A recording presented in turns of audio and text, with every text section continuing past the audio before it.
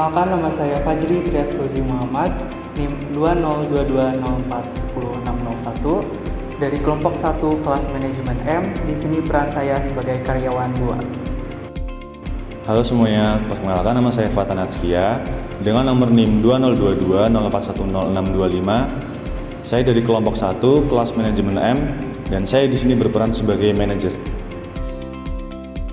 Halo semuanya, perkenalkan nama saya Linda Yulanda dengan NIM 20220410642642. Saya dari kelompok 1 manajemen kelas M. Di sini saya berperan sebagai HRD. Perkenalkan, nama saya Syadzuna Konati Bazliyah, NIM 202204100616.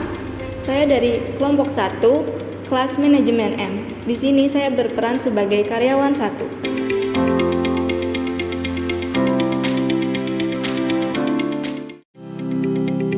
Manajemen konflik. Definisi dari sebuah konflik adalah suatu proses sosial antara dua orang atau lebih di mana salah satu pihak berusaha menyingkirkan pihak lain dengan menghancurkannya atau membuatnya tidak berdaya. Ada beberapa faktor penyebab konflik. Yang pertama adalah adanya perbedaan individu. Yang kedua, adanya perbedaan latar belakang kebudayaan. Yang ketiga, adanya perbedaan kepentingan.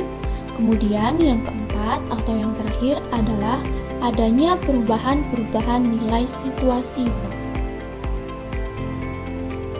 Istilah konflik menyiratkan adanya ketidakcocokan, perselisihan, atau bentrokan.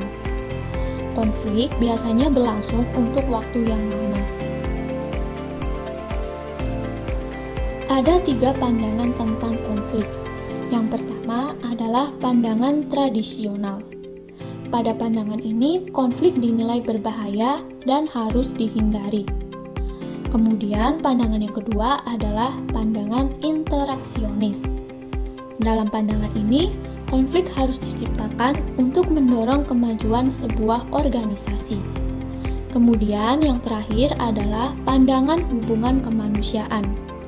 Dalam pandangan ini, konflik adalah hal yang wajar, alamiah, dan tidak terelakkan dalam gerak hidup manusia. Ada 5 proses konflik. Pada tahap pertama, yaitu potensi oposisi atau ketidakcocokan. Dalam tahap ini ditemukan kesulitan dalam komunikasi, kesalahpahaman, komunikasi berlebih, dan kebisingan. Tahapan yang kedua adalah kognisi dan personalisasi. Dalam tahapan ini ditemukan kesadaran oleh satu pihak atau lebih akan adanya kondisi yang menciptakan peluang terjadinya konflik. Pada tahapan ketiga adalah niat, keputusan untuk bertindak dengan cara tertentu. Kemudian yang keempat adalah tahapan perilaku. Pada tahapan ini, penggunaan teknik resolusi dan stimulasi untuk mencapai tingkat konflik yang diinginkan. Yang terakhir adalah hasil. Pada tahapan ini bisa berupa fungsional, disfungsional, ataupun menciptakan konflik fungsional. Ada beberapa teknik penyelesaian konflik. Yang pertama adalah diskusi, kedua penghindaran, ketiga berkompromi, keempat komunikasi, kelima membawa orang luar, keenam rekonstruksi organisasi, yang terakhir adalah menunjukkan advokat.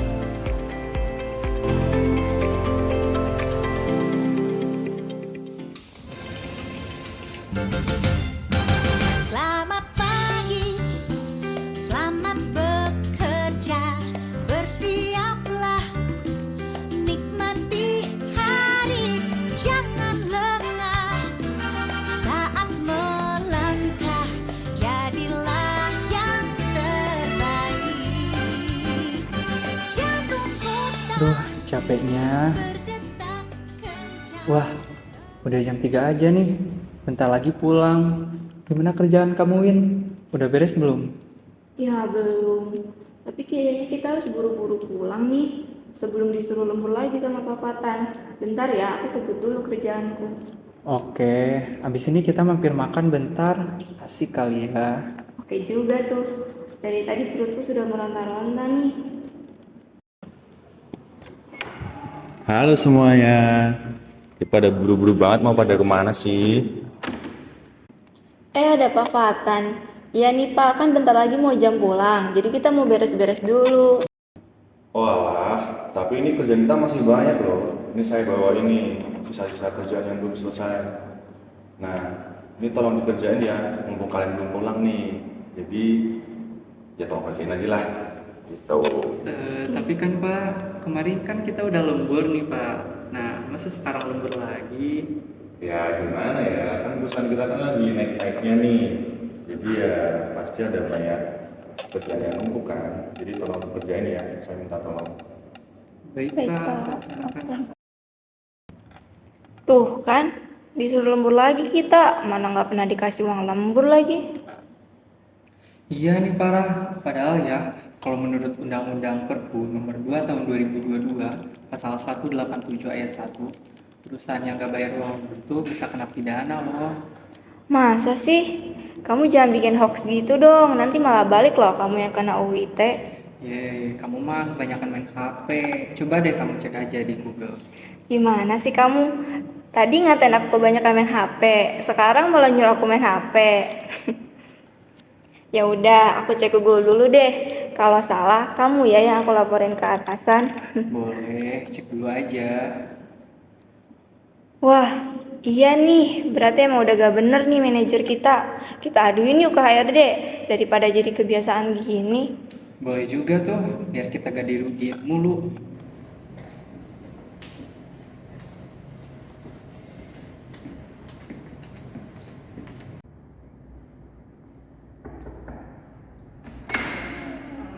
Masih Bu Linda.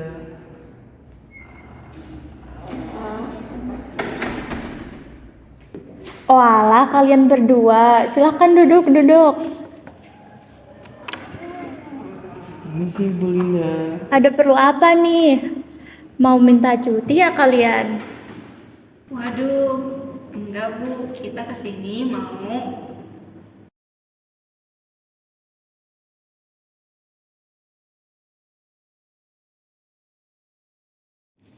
Nah, kira-kira seperti itu Bu ceritanya. Mohon bantuannya Bu. Oh, oke, baik buat Mbak Wina sama Mas Fajri. Saya mengerti permasalahan yang kalian hadapi ya. Sekarang kalian bisa kembali kerja dulu, soalnya kan ini masih pagi. Nanti saya akan panggil kalian kembali kalau tidak besok untuk memikirkan solusi terbaik untuk masalah ini ke depannya. Oke, baik. Ya udah, sana kalian kerja dulu ya. Semangat kerjanya. Baik Bu, terima kasih. Saya izin keluar dulu ya Bu untuk kembali bekerja. Terima kasih Bu. Aduh, ada aja masalah di perusahaan ini tiap harinya. Kalau gitu, aku harus telepon Pak Fatan pagi ini biar masalah cepat selesai. Halo, selamat pagi Pak Fatan.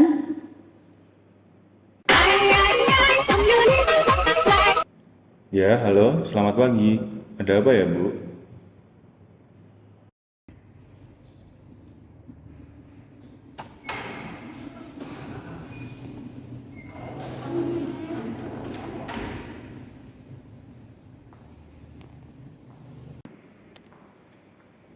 Selamat pagi Pak Fatan, silakan duduk. Pagi. Oke, baik semuanya karena udah berkumpul di sini. Tadi pagi kan saya mendapatkan laporan dari Mbak Wina sama Mas Fajri ya bahwa ada keluhan mengenai masalah lembur. Bisa dijelaskan masalah lembur bagaimana ya yang kalian maksud dari kedua belah pihak biar nggak ada salah paham selanjutnya. Itu kan bukan permasalahan yang besar. Karena saya juga menyuruh kalian lembur itu untuk perusahaan kita juga. Kan Ibu tahu sendiri perusahaan kita lagi naik-naiknya di pasar. Jadi ya tentu saja kita kalau misal pekerjaan kita numpuk ya itu menjadi hal yang wajar buat kita. Masa kalian ngeluh masalah pekerjaan kita sendiri? Tapi mohon maaf nih ya Pak, sebelumnya kan dari awal juga kami sebagai para karyawan juga sudah menandatangani kontrak kerja dari perusahaan. Dan dalam kontrak itu berisi hak kami berupa tambahan gaji saat lembur, apalagi di luar jam kantor. Saya juga bukannya mau nggak memberikan hak kalian atas kinerja kalian juga. Tapi ya kalau misal dia dari keuangan kita kan sepertinya kita masih belum bisa untuk memberikan hak kalian gitu. Untuk memberikan hak kalian seperti uang lembur yang kalian mau. Mohon maaf Pak, namun hal tersebut sangat merugikan untuk kami. Kami harus lembur, bahkan sampai jam dini hari dari bulan lalu. Tapi tidak mendapatkan hak kami. Ya sudah jelas itu menjadi tanggung jawab kalian. Kalian itu bekerja di sini ya untuk menutupi target kalian. Asal kalian tahu ya, karena target kita kemarin nggak terpenuhi, keuangan kita yang sekarang itu menjadi tidak stabil, tahu nggak? Saya sepenuhnya bertanggung jawab dengan job desk saya. Buktinya, pada bulan kemarin saya sering overjam kerja di kantor. Tanpa Bapak minta bahkan saya tetap lembur.